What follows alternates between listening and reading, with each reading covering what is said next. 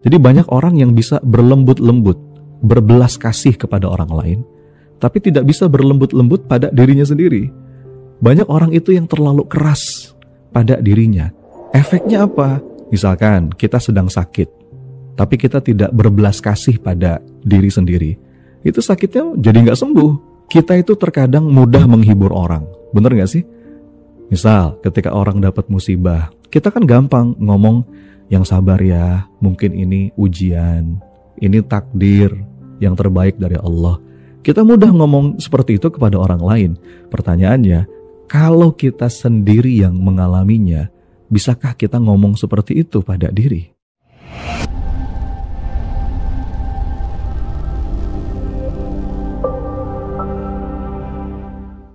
Bismillahirrahmanirrahim. Assalamualaikum warahmatullahi wabarakatuh.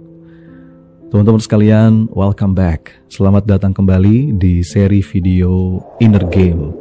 Ini adalah sebuah tema besar yang membahas tentang bagaimana kita bisa menata pikiran, mengasah kolbu, mengelola perasaan kita untuk jadi pribadi yang lebih baik, bertumbuh, produktif, sekaligus juga damai, sejahtera lahir batin, bahagia dunia akhirat. Dan pada video kali ini kita akan coba mengupas satu tema yang menurut saya sangat penting, tentang bagaimana kita bisa berdamai dengan diri sendiri. Kenapa ini menjadi penting? Karena coba dibayangkan teman-teman sekalian, kalau hidup kita itu tidak bisa berdamai dengan diri sendiri, kita akan mengalami situasi diri yang tidak utuh, diri yang pecah, diri yang terpisah-pisah. Kita akan mengalami inner conflict atau konflik batin. Jadi konflik batin itu adalah tanda bahwa diri kita tidak utuh. Nah, ini jadi menarik nih kalau kita mulai membahas dari sisi istilah. Kalau dalam bahasa Inggris, utuh itu disebut dengan whole ya. Dan akar katanya itu, kata whole itu masih nyambung dengan heal atau menyembuhkan. Makanya istilah healing yang sekarang mungkin sedang populer, kalau kita runut dari akar katanya, itu terkait dengan mengutuhkan diri kembali. Jadi kalau kita sedang healing yang benar itu adalah healing yang membuat kita semakin utuh. Jadi antara pikiran, perasaan, tindakan, sikap kita, perilaku kita, itu satu kesatuan. Berupaya mengutuhkan diri kembali. Itulah esensi dari healing yang pada akhirnya membuat kita menjadi whole, jadi menyatu. Dan ini juga masih nyambung dengan istilah holistik. Holistik itu kan sesuatu yang menyeluruh, ya, mencakup segalanya. Dan menariknya lagi teman-teman sekalian, kalau kita melihat bahasa Latin ya, istilah utuh itu disebut dengan integer. Jadi integer itu kemudian sekarang kita kenal dengan integritas atau integrity. Jadi orang itu dikatakan punya integritas ketika dirinya utuh. Antara apa yang dia ketahui, apa yang dia lakukan, itu sama. Itu yang disebut dengan orang yang punya integritas. Jadi ini sebenarnya nyambung semua nih. Diri yang utuh dengan pribadi yang punya integritas, dan efeknya seseorang itu jadi sehat secara mental. Dan akhirnya nggak butuh healing lagi. Orang yang utuh dirinya, dia nggak butuh healing. Makanya ada istilah yang mungkin sering kita dengar zaman dulu ya, menjadi manusia yang seutuhnya. Artinya manusia yang tidak terpecah, manusia yang tidak terpisah-pisah antara apa yang dia katakan, apa yang dia rasakan dengan apa yang dia lakukan. Berbeda antara perilakunya dengan apa yang dia pikirkan. Berbeda dengan apa yang dia yakini dengan apa yang dia tunjukkan dalam tindakan. Bukan pribadi yang seperti itu, tapi pribadi yang betul-betul utuh. Nah, untuk sampai situ, kita butuh proses berdamai dengan diri sendiri. Karena gini teman-teman, menariknya dalam banyak penelitian yang pernah saya ketahui, sebagian orang ternyata cenderung lebih keras pada dirinya sendiri dibandingkan kepada orang lain. Jadi banyak orang yang bisa berlembut-lembut, berbelas kasih kepada orang lain, tapi tidak bisa berlembut-lembut pada dirinya sendiri. Banyak orang itu yang terlalu keras pada dirinya. Efeknya apa? Misalkan kita sedang sakit, tapi kita tidak berbelas kasih pada diri sendiri. Itu sakitnya jadi nggak sembuh. Kita itu terkadang mudah menghibur orang. Bener gak sih? Misal ketika orang dapat musibah, kita kan gampang ngomong, yang sabar ya, mungkin ini ujian, ini takdir yang terbaik dari Allah. Kita mudah ngomong seperti itu kepada orang lain. Pertanyaannya, kalau kita sendiri yang mengalaminya, bisakah kita ngomong seperti itu pada diri? Atau misalnya ada orang lain yang melakukan suatu kesalahan. Mungkin kita akan mudah ngomong ke orang itu, ya sudah, gak apa-apa. Namanya juga manusia, kadang-kadang khilaf. Yang penting tidak diulangi lagi. Kita mudah kan ngomong kayak gitu. Tapi kalau kita sendiri yang melakukan kesalahan, sebagian orang itu suka mengutuk dirinya sendiri terlalu lama. Kok saya bisa sih kayak gini? Kenapa sih saya melakukan itu? Dan sebagainya. Itu berpengaruh pada kondisi mental teman-teman sekalian. Jadi banyak orang yang terlalu keras pada dirinya, tidak bisa berlemah lembut terhadap dirinya. Atau juga misalkan ketika ada orang mengalami kegagalan, gagal dalam apapun, dalam bisnis, dalam usaha, dalam ikhtiar, macam-macam, termasuk gagal diet mungkin, dan lain sebagainya. Gagal mendapatkan pekerjaan yang dia harapkan, gagal diterima di universitas yang dia sukai. Kita dengan mudah tuh ngomong ke orang lain, ya sudah, ini mungkin belum rezekinya. Kita ngomong gitu kan, sabar aja, nanti Allah ganti dengan yang lebih baik. Tapi ketika itu terjadi pada diri sendiri, menariknya, tidak semudah itu kita ngomong kepada diri. Kenapa kok bisa begitu? Kalau dalam perspektif NLP ya teman-teman, Neuro Linguistic Programming, itu ada dua macam state. Yang pertama, ada yang disebut dengan asosiasi atau state asosiasi. Kita itu berasosiasi dengan diri sendiri.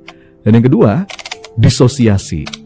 Jadi pada saat kita melihat kejadian yang dialami orang, kita itu disosiasi, kita itu lepas dari perasaan itu, sehingga kita bisa berpikir lebih objektif, dan kita lepas. Sementara kalau kejadiannya kita alami sendiri, kita itu cenderung asosiasi, menyatu dengan perasaan kita. Dan saat kita terasosiasi dengan perasaan kita jadi lebih subjektif, nggak bisa objektif. Sehingga yang muncul adalah perasaan-perasaan yang kurang jernih, emosi kita, feeling kita, dan lain sebagainya. Analoginya teman-teman, persis seperti pemain bola dengan komentator sepak bola. Kenapa sih komentator sepak bola itu bisa lebih objektif, bahkan kelihatannya bisa lebih pinter gitu ya, dibandingkan yang main? Karena dia disosiasi. Tapi pemain bolanya kan enggak. Pemain bola itu asosiasi. Iya, dia ngerasain capek, dia ngerasain suasana di lapangan pertandingan, ada keselnya, ada frustrasinya, lawan begini dan begitu, sehingga dia tidak bisa berpikir objektif. Terkadang terpancing juga emosi itu.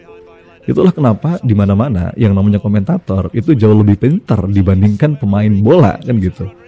Nah, seringkali pada diri sendiri kita terlalu asosiasi, terlalu terikat, terlalu subjektif. Sementara saat kita menghadapi orang lain, kita bisa lepas, kita bisa objektif. Maka dari sini sebenarnya ada beberapa hal sederhana yang perlu kita perhatikan. Saat kita mengalami sesuatu yang katakanlah membuat kita sedih, membuat kita marah, dan sebagainya, berlatihlah untuk disosiasi dari perasaan tersebut. Sehingga kita bisa melihat situasi, bisa melihat sebuah kejadian itu secara lebih netral, lebih objektif. Itu salah satu tips penting. Kembali lagi, banyak orang lebih keras pada dirinya sendiri, tapi lebih mudah berbelas kasih kepada orang lain. Coba dipikirkan ya, pada saat kita gagal, pada saat kita melakukan kesalahan, pada saat kita diperlakukan buruk oleh orang lain, atau kita mengalami satu musibah, kita kehilangan orang yang kita cintai, seberapa bisa lembut kita pada diri sendiri. Karena kalau kita terlalu keras pada diri, pada saat kita mengalami hal-hal semacam tadi, yang terjadi apa? Kesedihannya makin sedih, kemarahannya makin marah, keselnya makin kesel.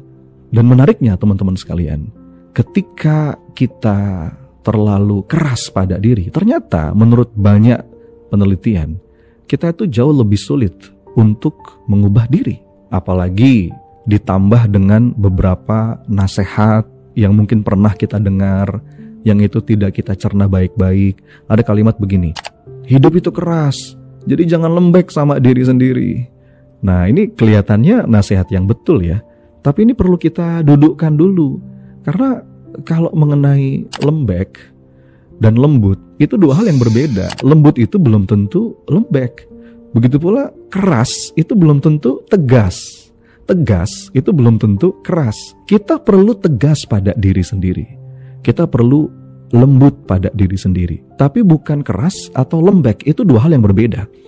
Apa bedanya? Tegas dengan keras misalnya. Kalau keras itu tidak ada fleksibilitas, tidak ada kelenturan, saklek, kaku. Nah itu keras. Harus begini, harus begini, harus begini. Jadi ada keharusan di sana, itu namanya keras. Sementara kalau tegas tuh nggak begitu. Tegas itu begini, oke, saya ingin begini dan saya akan disiplin melakukan ini, itu tegas namanya. Saya berkomitmen pada diri sendiri, nah itu namanya tegas. Tetapi ketika ada sesuatu yang tidak tercapai, kita secara fleksibel mengubah caranya, itu masuk dalam ketegasan. Tapi kalau keras, nggak begitu. Keras itu mengharuskan diri. Nah, perfeksionisme itu termasuk bagian terlalu keras pada diri sendiri. Apa sih itu perfeksionisme, teman-teman sekalian? Perfeksionis itu ketika kita selalu ingin bagus, terutama di mata orang lain. Sampai akhirnya kita tidak memberikan ruang pada diri sendiri untuk melakukan kesalahan. Dan perfeksionisme itu nggak sehat. Karena membuat kita lebih mudah stres, membuat kita lebih mudah tertekan. Padahal nggak semestinya. Jadi yang perlu kita kejar itu bukan perfeksionis. Yang perlu kita kejar itu bukan perfect, tapi apa? Excellent. Ini beda lagi. Apa bedanya excellent dengan perfect? Excellent itu adalah kita berupaya seoptimal mungkin, semaksimal mungkin untuk mendapatkan hasil yang terbaik, tetapi kita tetap memberi ruang pada diri untuk melakukan kesalahan. Kita tetap memberi ruang pada diri untuk melakukan kegagalan. Jadi kasih ruang. Karena namanya juga manusia. Manusia itu nggak mungkin selalu benar. Manusia itu nggak mungkin selalu berhasil. Ada kalanya kita salah. Mungkin salah langkah, salah ambil tindakan. Ada kalanya kita tidak berhasil. Itulah manusia. Karena manusia bukan makhluk yang sempurna. Ini dalam tanda petik ya. Jadi manusia itu justru sempurna dengan ketidaksempurnaannya. Jadi karena kita tidak sempurna, maka kita jadi sempurna menjadi manusia. Jadi justru karena kita tidak sempurna, maka dengan itu kita sempurna sebagai manusia. Teman-teman bisa dipahami ya. Karena kalau kita tidak memiliki kekurangan, justru malah kita nggak sempurna sebagai manusia. Kesempurnaan manusia itu karena ada ketidaksempurnaan. Kita punya kelebihan, pasti kita juga punya kekurangan. Itulah namanya manusia. Kalau semua kelebihan yang kita miliki, nggak ada kekurangan sama sekali, jangan-jangan itu bukan manusia. Kita punya kekuatan, kita punya kelemahan. Itulah manusia. Kalau semua sisi kita kuat, nggak ada kelemahan, jangan-jangan bukan manusia. Begitu pula sebaliknya, kalau semua sisi kita lemah, itu nggak mungkin. Itu bukan manusia. Jadi kalau ada orang yang merasa, saya nggak punya kekuatan, saya ini lemah dalam segala hal, lalu dia merasa nggak berdaya, itu juga patut dicurigai karena boleh jadi kita belum memahami diri kita seutuhnya. Bahwa manusia itu menjadi utuh kalau ada kekuatan dan ada kelemahan. Jadi kita menjadi utuh kalau ada strength-nya dan ada weakness-nya. Jadi kita menjadi utuh kalau ada kelebihannya dan ada kekurangannya. Nah, kita ada di sisi mana? Jadi yang perlu kita kejar itu excellent. Untuk menjadi unggul di bidang apapun. Tetapi kita perlu memberi ruang kesalahan pada diri. Kita tetap memberi ruang kegagalan pada diri. Karena manusia nggak sempurna. Nah, mengejar segala sesuatu yang perfect, tidak memberi ruang untuk kesalahan, tidak memberi ruang untuk gagal, itu nggak realistis, itu nggak manusiawi. Jadi pada saat kita gagal, pada saat kita melakukan kesalahan, pada saat kita kehilangan seseorang mungkin, dan sebagainya. Pertanyaannya, seberapa mampu kita lembut pada diri? Seberapa mampu kita berbelas kasih pada diri? Apakah kita bisa melihat diri kita sebagaimana saat kita melihat orang lain? Nah, ini adalah ukuran seberapa mampu kita berdamai dengan diri. Lalu bagaimana latihannya untuk bisa membangun proses berdamai dengan diri? Paling tidak ada 3 langkah yang saya pahami. Yang pertama, dalam keadaan seperti apapun kita perlu pikirkan situasinya. Kita ada di situasi apa? Contoh, situasi yang tadi misalkan, kita melakukan kesalahan. Nah, pada saat kita melakukan kesalahan, kebanyakan dari kita itu denial. Denial itu menyangkal. Apakah kita denial atau kita mau mengakui bahwa kita melakukan kesalahan? Karena banyak orang ketika melakukan kesalahan, ketika gagal, dia denial. Dia nggak mengakui, dia sangkal itu, seakan-akan itu tidak terjadi. Nah, kalau kita menyangkal, kita nggak mengakui apa yang terjadi, justru kita sulit untuk mengubah situasi. Jadi yang pertama, saat kita mengalami sebuah keadaan yang biasanya mungkin membuat kita keras pada diri, coba pikirkan situasinya. Lalu kemudian yang kedua, kita akui. Oke, aku melakukan kesalahan. Oke, aku gagal. Oke, aku tidak berhasil. Oke, mungkin aku kehilangan sesuatu. Gak perlu menyangkal. Setelah kita mengakui, lalu sadari bahwa ini adalah normal. Ini adalah sebuah kewajaran hidup. Jutaan orang lain juga mengalami apa yang mungkin sekarang kita rasa. Ada yang kehilangan, ada yang gagal. Namanya juga manusia. Karena banyak orang punya pandangan begini, kok melakukan kesalahan dibiarkan sih? Kalau kita melakukan kesalahan, harusnya kita keras dong sama diri sendiri. Sebentar, nanti dulu. Belum tentu bahwa keras itu bisa mengubah. Karena ada sebuah prinsip penting nih. Kita perlu menerima orangnya. Yang kita ubah itu perilakunya. Bukankah tujuan utama kita dalam mengubah perilaku dan mengubah kesalahan itu menjadi lebih baik? Iya kan? Jadi pada saat kita melakukan kesalahan, kita tetap perlu respect pada orangnya. Kita tetap perlu sayang pada diri sendiri. Oke, saya manusia, saya melakukan kesalahan. Tapi kita tetap berusaha mengubah perilakunya. Jadi ini perlu kita pisah, kawan-kawan sekalian, antara manusia atau identitas kita sebagai manusia dengan perilakunya. Jangan pernah menjudge orang itu di level identitas. Misalnya contoh ya, kita belajar sesuatu. Apa contohnya? Taruhlah kita belajar tentang ilmu digital marketing. Terus kita nggak bisa nih. Nah, banyak orang menyalahkan itu identitasnya, dirinya. Dasar aku emang bodoh. Yang kayak gini aja aku nggak bisa. Dasar aku gaptek. Nah, ketika itu yang dilakukan, yang terjadi, kita sedang menyerang identitas diri kita. Kita sedang menyerang diri.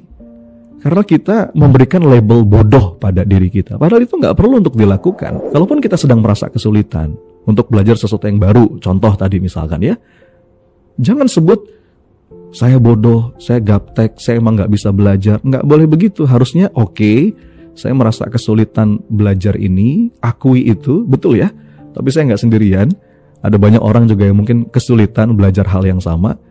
Jadi saya tetap bisa menerima diri saya seperti ini. Dalam hal lain saya hebat kok, saya hebat dalam memasak, saya hebat dalam mengurus rumah, saya hebat ketika mempelajari hal-hal lain. Dalam hal ini mungkin saya butuh waktu lebih lama saja untuk menguasai ilmu ini. Oleh karena itu saya akan tetap terus belajar, karena saya butuh waktu lebih banyak, saya berusaha lebih tekun. Kan gitu harusnya cara berpikir kita. Bukan kemudian kita melabeli diri kita dengan, oh saya bodoh, saya emang gak ngerti yang begini-begini. Itu gak bermanfaat teman-teman sekalian. Sama kalau kita ke orang lain. Misal kalau kita ngomong ke anak, mungkin ada satu perilaku anak yang tidak kita suka, yang itu sebuah kesalahan. Pisahkan antara anaknya dan perilakunya. Pisahkan antara identitasnya dengan perilakunya. Karena setiap anak itu pada dasarnya baik. Yang salah mungkin perilakunya. Yang kurang tepat mungkin perilakunya. Jadi yang kita koreksi itu perilakunya. Jangan serang anaknya. Contohnya apa menyerang anaknya? Dasar kamu ini durhaka. Dasar kamu ini anak nakal. Itu sudah menyerang anaknya. Menyerang dirinya. Menyerang identitasnya. Seakan-akan semua perilakunya itu nakal. Kan enggak. Mungkin hanya 1-2 saja yang nakal. Begitu pula saat kita menghadapi diri sendiri. Oke, mungkin kita melakukan kesalahan perilaku. Salah ngambil keputusan. Kita terpeleset mungkin. Ya sudah, perilakunya kita koreksi. Tapi diri kita tetap kita sayangi. Self-love. Diri kita tetap kita terima. Ini namanya berlatih berdamai dengan diri. Kita tahu levelnya, mana identitas, mana level perilaku. Terima identitasnya, terima orangnya, terima dirinya, koreksi dan ubah perilakunya. Kenapa kita tetap perlu menerima orangnya? Karena teman-teman pada dasarnya, orang itu melakukan kesalahan bukan karena disengaja. Sebagian besar orang ya, itu memang terpeleset. Jadi kalau kata Nabi dalam sebuah hadis, jangan sampai kita membantu setan untuk membuat orang itu malah gak bisa keluar dari lubang kesalahan karena yang kita serang itu orangnya. Pisahkan. Yang perlu kita benci itu kemaksiatan, ya bukan pelaku maksiat, karena pelaku maksiat itu bisa berubah. Maka beberapa prinsip penting untuk bisa berdamai dengan diri. Yang pertama, coba pikirkan situasinya, akui itu, sadari bahwa ini adalah sebuah kewajaran. Kemudian sayangi orangnya, terima diri kita. Kalaupun kita mau koreksi, kalaupun kita mau ubah, yang kita ubah adalah perilakunya. Mudah-mudahan beberapa hal ini menjadi pegangan kita untuk bisa menjalani berbagai situasi hidup yang seringkali membuat kita terlalu keras pada diri sendiri. Sampai jumpa di seri video selanjutnya, tetap di Inner Game.